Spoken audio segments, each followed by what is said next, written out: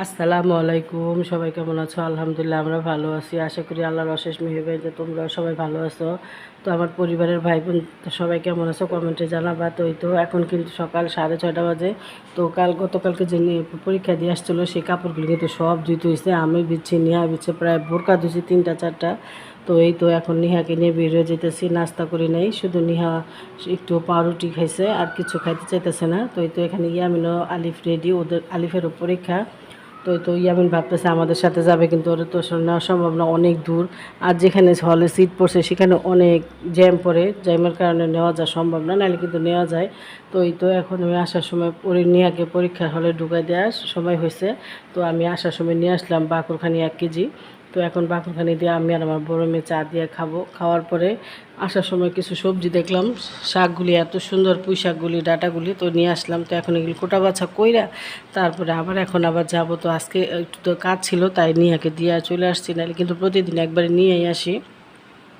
তো এই তো এখন আমি শাকগুলি কাটতেছি, আর ডাঁটা শাকগুলি না এত সুন্দর যে ফালাইতে ইচ্ছা করলো না, তো নিয়ে নেই। তো আসলে তো নিলাম ঠিকই, রান্না যে কীভাবে করবো তা কীভাবে রান্না করতে পারে। তো এই তো এখন আমার সবজিগুলো কোটা বাছা শেষ। তো এই তো এখন আমার ঘরটার গোছানো শেষ। তো ঘর দর গোছানোর পরে তারপর যাবো, এখন কাজ আছে কিছু। তো এই তো আমার ঘরটা কিন্তু গোছানো শেষ। তো টুকটাক বৃষ্টিও পড়তেছে, তো ভালোই লাগে আসলে বৃষ্টি, যেহেতু আজকে নেহার পরীক্ষা ছিল না। তো এই তো একটা দারাজ পেজ থেকে একটা জিনিস অর্ডার দিয়েছিলাম, সেই জিনিসটা আসলো। তো আমি আসলে পেজ থেকে কখনো অর্ডার করি না, এর আগে শুধু একটা হটপট অর্ডার করছিলাম, সেটা তোমাদের সাথে শেয়ার করছিলাম। তো এখন একটা আবার দই মেকার অর্ডার দিলাম। তো অনেক দিন যাবত বলতেছে একটা দই মেকার অর্ডার দিব। তো আমার হাতে দই হয় না, আমি অন্য কিছু সব কিছু আল্লাহর মতো সবই পারি, কিন্তু দইটা আমার হাতে কেন যেন হয় না। তাই ভাবছি একটা দই মেকারই কিনবো। তো দই মেকারটা আসলে দেখতে ছোটোই লাগতেছে, মোটামুটি ঠিক আছে, যেরকম দাম ওরকমই জিনিসটা হয়েছে, ওরকম আহামরি বড় না।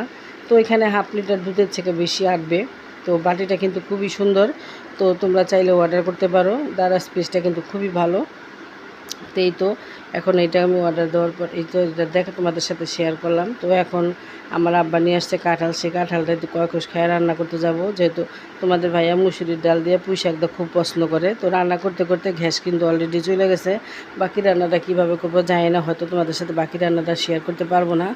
তো আসলে পারি নাই রান্না করতে, শাক ভাজি করতে, ডাল রান্না করতে করতে গ্যাস চলে গেছে। তো আমার আম্মার বাসায় গেছি বাকি রান্না করতে। তো তো আজকের ভিডিওতে আর বেশি কিছু দেখাতে পারলাম না, রান্না বান্না শেয়ার করতে পারলাম না। তো তোমরা সবাই ভালো থাকবা, সুস্থ থাকবা, আর আমাদের জন্য দোয়া করবা। আল্লাহর রহমতে আমরাও তোমাদের জন্য দোয়া করি। তো সবাই ভালো থাকবা। এই তো আমার শাকটা কিন্তু বাগার দেওয়া হয়ে গেছে, আর গ্যাসও চলে গেছে। তো আল্লাহ হাফেজ।